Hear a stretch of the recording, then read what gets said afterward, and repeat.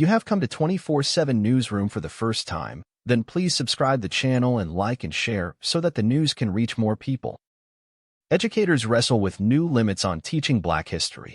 Schools and universities are marking the start of Black History Month today, as many educators across the nation wrestle with increasing limits on what they can teach about racism and history. Why it matters: new laws in at least 14 states and various restrictions elsewhere, or the threat of them, are leading many teachers to simply mention important figures in Black history without getting into the racism they've faced. Zoom in. In all, lawmakers in 30 states have proposed new restrictions during the past year on what schools can teach about the nation's racial history, according to an Axios analysis of National Conference of State Legislatures data. Under Republican Governor Ron DeSantis, Florida has been among the most aggressive states in limiting what educators can teach. In 2022, DeSantis signed a bill that effectively prevents teaching certain concepts related to race, national origin, or sex that could make students uncomfortable, calling that discriminatory. The Florida State Board of Education also approved a rule change in 2021 prohibiting teachings that distort historical events.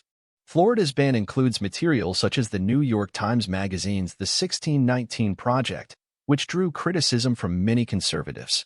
They saw the project's focus on Jamestown as a starting point for the U.S. slave trade as a slap at America's origin story. Texas has a similar ban.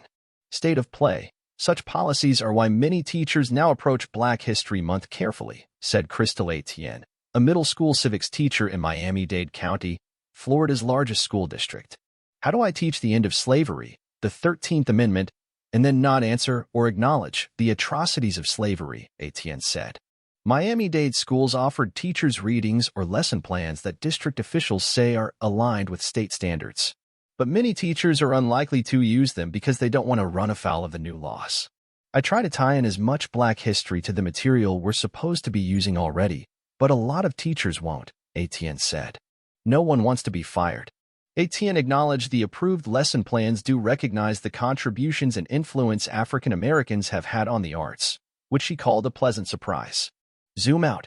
In many communities across the nation, the limits on teaching racism and Black history began with activists targeting critical race theory, or CRT. CRT, which holds that racism was baked into the nation's formation and is ingrained in our legal, financial, and education systems, is seldom taught in public schools, especially grade school. Even so, school bans on teaching CRT have popped up across the country, and in many cases inspired lawmakers to put sweeping restrictions on educators.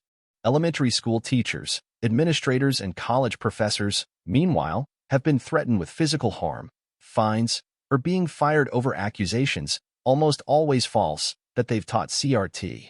Between the lines, those bans are creating a stark disparity across the country on how students learn about Black history. Sharif El-Mekki, founder and CEO of the Center for Black Educator Development, tells Axios.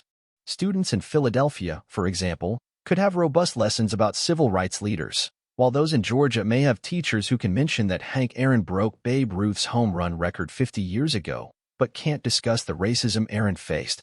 El-Mekki said. That's what they're basically wanting teachers